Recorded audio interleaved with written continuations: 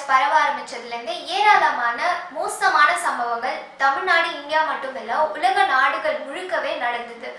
அப்படிப்பட்ட மோசமான சம்பவங்களோட தொகுப்பை தான் இந்த வீடியோவில் பார்க்க போகிறோம். வீடியோக்குள்ளே போகிறதுக்கு முன்னாடி நம்ம சேனலை சப்ஸ்கிரைப் பண்ணாதவங்க உடனே சப்ஸ்கிரைப் பண்ணுங்க.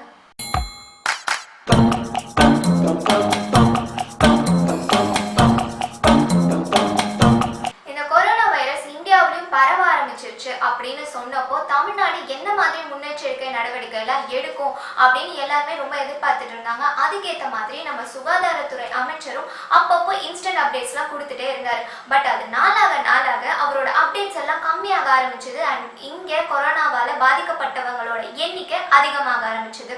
இந்த கொரோனா வைரஸை இந்தியா கண்ட்ரோல் பண்ணிடுச்சுன்னா உலக நாடுகள் எல்லாமே சேஃப் அப்படின்னு உலக நாடுகள் எல்லாருமே பேசிட்டு இருக்கிற டைம்ல இந்தியா இந்த கொரோனா வைரஸை எப்படி கண்ட்ரோல் பண்ணுச்சுன்னா கைத்தட்டியும் விளக்கேத்தியும் தான் கண்ட்ரோல் பண்ணுச்சு. அவ்வளவு ஏன் நம்ம பார்லிமெண்ட்டுக்குள்ள மாஸ்க் போட்டுலாம் வரக்கூடாது அப்படின்ற இந்த அறிவுபூர்வமான டெசிஷன் எல்லாமே இந்தியாவில தான் எடுக்கப்பட்டுச்சு. எல்லாத்துக்கும் முன்னுதாரணமா இருக்க வேண்டிய இந்த கவர்மெண்டே இந்த மாதிரி அலட்சியமா இருந்தா அப்ப மக்களை என்னன்னு சொல்றது? இதுக்கு நடுவுல வீட்டுக்குள்ள அடங்கி இருந்தவங்கள வாங்க கொரோனா வைரஸ் எடுத்துட்டு போங்கன்னு சொல்ற மாதிரி டாஸ்மாகையும் ஓபன் பண்ணி சிறப்பான சம்பவங்கள்லாம் செஞ்சாங்க. கேரளா கவர்மெண்ட் எடுத்திருந்த முயற்சியில பாதி எடுத்திருந்தா கூட இன்னைக்கு தமிழ்நாட்டுல இந்த அளவுக்கு அதிகப்படியான எண்ணிக்கையை நம்ம ரீச் ஆயிருக்க மாட்டோம். இதுக்கு நடுவில் தரம் இல்லாத பிபிஇ கிட், மாஸ்க்குன்னு சொல்லி மெடிக்கல்ல ஒர்க் பண்ற ஒர்க்கர்ஸ்க்கு எல்லாத்துக்குமே ஏகப்பட்ட டிப்ரெஷனையும் கொடுத்துச்சு இந்த கவர்மெண்ட். இப்போ இந்த பொலிட்டீஷியன், ஆக்டர்ஸ், இந்த மேல் வர்க்க மக்கள் இருக்காங்களே அவங்களுக்கெல்லாம் இந்த கொரோனா வைரஸோட தாக்கம் அதிகரிக்க தான் இந்த கவர்மெண்டோட நடவடிக்கையும் அதிகமாக ஆயிட்டு வருது. அண்ட் இங்கேருந்து பஸ் போகிறதுக்கு கூட ஒரு மண்டலத்துலேருந்து இன்னொரு மண்டலத்துக்கு பஸ் போகிறது கூட அனுமதி கிடையாது. பட் ஆனால் ஃப்ளைட் மட்டும் வரலாம். எங்கேருந்து வைரஸ் தாக்கம்லாம் அதிகமாக இருக்கோ அங்கேருந்து மக்கள் வரலாம். ஏன்னா அது ஃப்ளைட்டு. எந்த வர்க்கத்துக்காக, யாருக்காக இந்த கவர்மெண்ட் செயல்படுது அப்படிங்கிறத வெட்ட வெளிச்சமாக காட்டியிருக்கு இந்த கொரோனா. இந்த கொரோனா வைரஸ் மனுஷ உயிரை பறிச்சதோ இல்லையோ ஹியூமனிட்டிங்கிற ஒரு விஷயத்த சாகடிச்சிருச்சு அப்படின்னே சொல்லலாம்.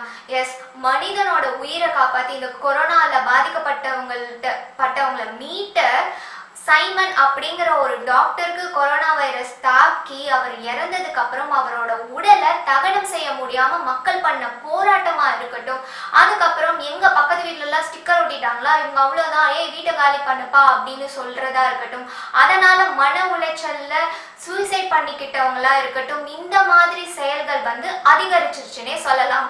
விழுப்புரம் ஜெயஸ்ரீ கொலை, கௌசல்யாவோட அப்பா அம்மா விடுதலை, அதுக்கப்புறம் இப்போ ரீசெண்டா சாத்தான்குளத்துல அப்பா பையன் படுகொலைன்னு சொல்லி இத்தனை விஷயங்கள் இந்த குறைஞ்ச நாள்லயே நடந்திருக்கு.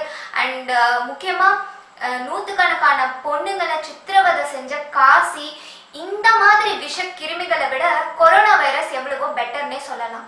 இதுக்கு நடுவில் ஹைட்ராக்சிக்ளோரோக்வின் வேணும் அப்படின்னு இந்தியாவை ட்ரம்ப் த்ரெட்டன் பண்ண விஷயமா இருக்கட்டும், ஜார்ஜ் ஃப்ளாய்டோட இனப்படுகொலையாக இருக்கட்டும், அதுக்கப்புறம் இந்தியா சைனா வார்னு ஏகப்பட்ட விஷயங்கள் நம்மளை சுற்றி நடந்துட்டு தான் இருக்கு.